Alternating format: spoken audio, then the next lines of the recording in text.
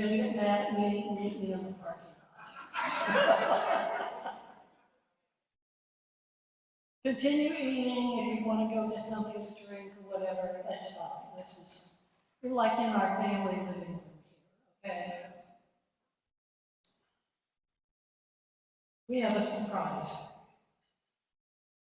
Leslie's Week is committed to the idea that stage 4 breast cancer is a family disease.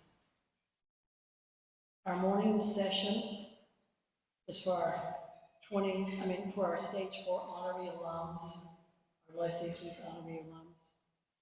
Our afternoon session is for our husband caregivers. So after lunch, we'll hear from them. All express their experiences in the stage 4 MBC world in which they live. But what about the children? Shouldn't their voices be heard? Do they experience anxiety, fear, isolation, and despair? Do they worry about what life will be like when their mother succumbs to her breast cancer? It is time to hear their voices and feel their passion. Leslie's Week completes the circle by introducing you to our children, our Leslie's kids. I invite you into the living room vignette of Grace Higley, 16 years old, and her mother, Samantha Higley, a stage 4 breast cancer mom.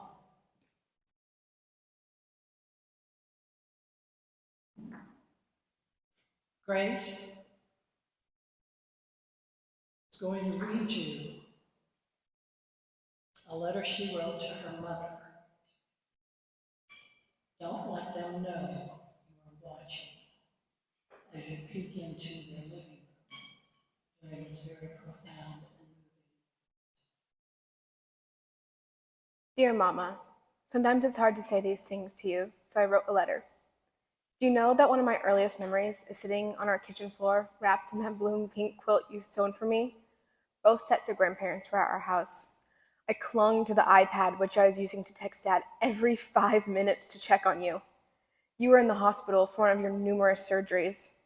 Breast cancer. It's never something you think your family will deal with until your family does deal with it. It's never something you think you will worry about until you do worry about it. It's never a burden you think you will carry until you do carry it. Your fight against this malignant cancer stretches and molds me into who I am today. It changes my life and the lives of those around us drastically. It's been 9 years now since surgeries, chemotherapy, radiation, and countless doctor visits started to fill our lives. At the age of 7, the word cancer didn't mean anything to me. But as I grew up, cancer has come to me more than I could have ever thought it would. It is a malicious disease that is like a snake, ready to strangle and squeeze at any moment. These crazy little rogue cells of breast cancer have the possibility of depriving me of my safe spot. Have I told you that's you, Mama? Mom, I was in 1st grade when you were first diagnosed with breast cancer.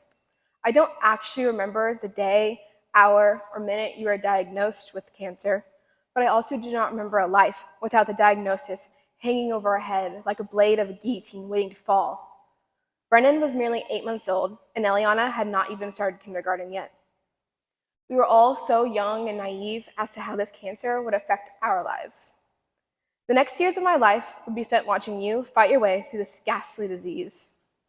I clearly recall you starting to spend long periods of time at the doctor's office.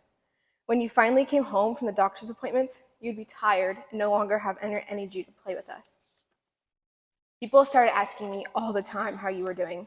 She's fine, was my answer, instead of she's doing great, like it should have been.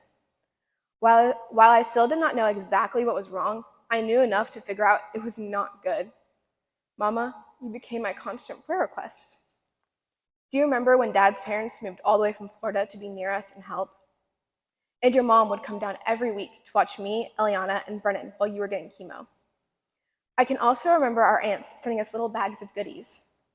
There were many afternoons I remember going home after school or to my ballet classes with my best friend because you had a chemotherapy session or a doctor's appointment and were not able to take me. Watching our family and friends gather around you and support you, it was scary in a way because I knew it wasn't normal, but it also was so important and provided the encouragement we home needed. Then you started to lose your hair from the chemotherapy. I did not understand how this medicine can make your hair fall out. Whenever I had had medicine in the past, it did not make my hair fall out. Then eventually we ended up shaving your hair off. Dad and Grandpa did most of it, but I remember that you insisted they let me and Eliana help. You made it into a real-life game of beauty shop. You've always had a special way of making everything, even the hard things, special. I remember the first time I felt your bald head. The moment my hand glided along your smooth, soft scalp was the moment I knew you were the strongest person ever. You looked so beautiful even without hair. Little did I know that this was only the beginning of a long journey which we are still trudging through today. The memories of watching you go through chemotherapy and so many surgeries still brings tears to my eyes. Mama, I remember watching you go weak and tired, yet you refused to quit the fight. You refused to let the cancer win. And goodness, I'm so thankful for that. I know that instead of letting us, your kids, see you constantly becoming more frail, you put on a smile and continued to be brave. After that year full of surgeries, chemotherapy, radiation, and many doctor's appointments, the doctors gave us that long hoped-for news. Cancer was gone. Still not fully being able to comprehend all that you had just suffered, I could not fully celebrate this triumph with you. 4 years passed, and you continued to receive healthy reports from the doctors, until one day you didn't. Your doctors told you that the cancer had spread to both your liver and lungs. At this point, I was 12 years old. I may not have told you, but the night you and Dad revealed the news, we were on a family trip, and I stayed up late lying on that air mattress in a dark room with tears pouring from my eyes. I did my best to stay quiet. I didn't want you guys to know how worried I was. I needed to stay strong, especially for you. Eventually the tears stopped, but thoughts continued to fill my mind, pouring in like a gushing waterfall. I could not understand why the cancer had come back. How could the doctors have been wrong? You shouldn't have to suffer anymore. Emotions clouded my mind, grief, fear, sorrow, but anger. Anger was the strongest one, boiling like molten lava in my chest. This time around, I was older, and ergo more mature. I can now begin to understand what the cancer in your body was doing to you. And Mama, I started to worry. Like they say, ignorance is bliss. Sleep did not come easily anymore. Questions, worries, and doubts plagued my mind. Thoughts of a life without you crept their way into my mind. How would I survive without you? The answer was, I simply would not be able to, because you are my safe spot. You had to pull through. You just had to. Still now, there are times I let these thoughts claustrophobically crowd my mind. There are nights I lie awake with thought after thought, consumed about what a life would be like if you really did die. My breathing starts to quicken because of how real that possibility is. My mind spirals downhill into a dark and tragic place. Mama, there are nights that against my will, I plan out what a life without you would look like. These are not normal late-night thoughts for a 16-year-old girl. I should be worried about clothes, boys, or how hard my classes are, not about what a life would be like without you. Another thing I don't think I've actually told you, though you may have gathered, is that whenever you have surgeries or procedures, I become anxious. A few years back, when your lung collapsed after a biopsy, your hospital stay kept being prolonged. You spent countless days in the hospital, separated from us, your family. During those long nights, I would lie in bed, silent tears climbing down my face. I waited for the day I would wake up from this nightmare, and I always prayed I'd wake up right next to your side. I wished I could pause time so I would never have to live a life without you. Even the 18 hours of separation that come with each radioactive scan has been hard for me. I like to joke with my friends that you are my superhero because you are radioactive. But in truth, it is more than a joke. It is a reality. You are my radioactive superhero. Every hug could be the last. Every one of your smiles could be the last. Every I love you could be the last. Tick, tick, tick. It's like a clock is screaming at me. Now, I never hang up the phone without saying I love you.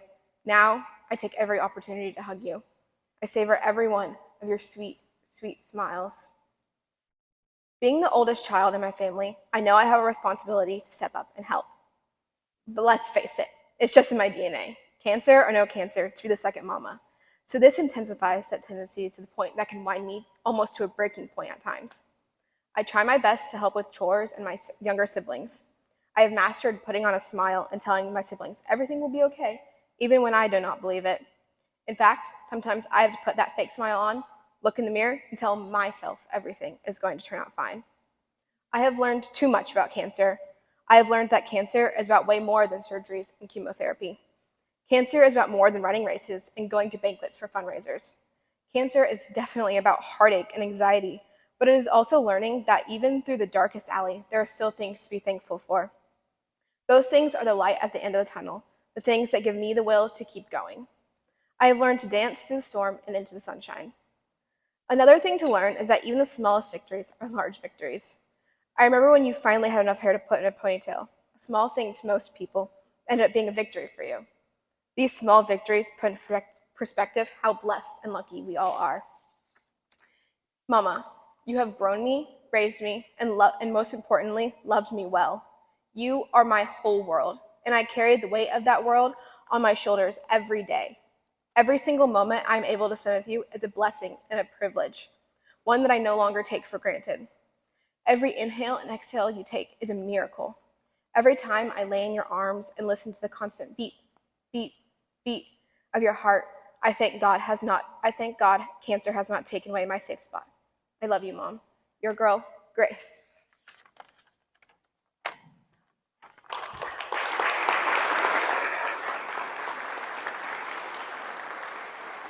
Today, I invited you all into a very vulnerable letter to my mom. But there are so many stories of children with parents who have cancer.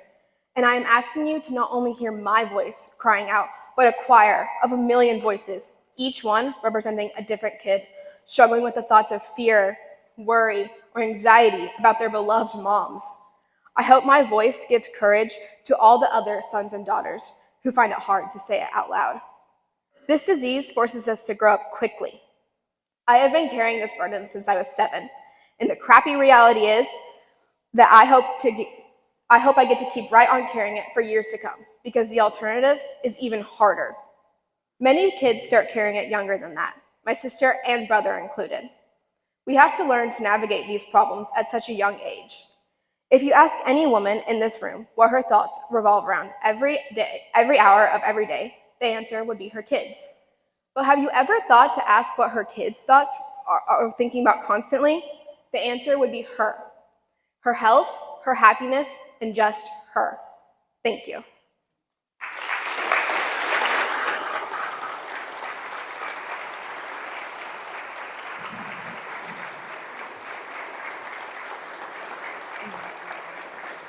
I love you too.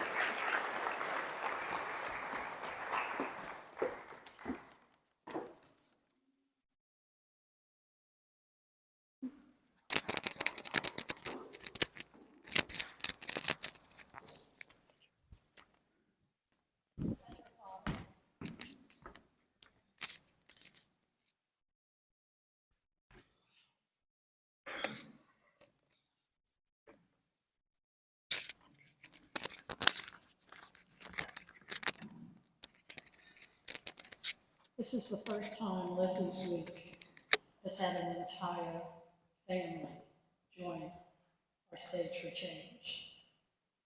James Higley is the IT guy who volunteered to help us film. Samantha Higley will be speaking to you. Just heard from Grace, and you'll hear from her sister later. That's a hard act to follow, because nobody ever talks to the children.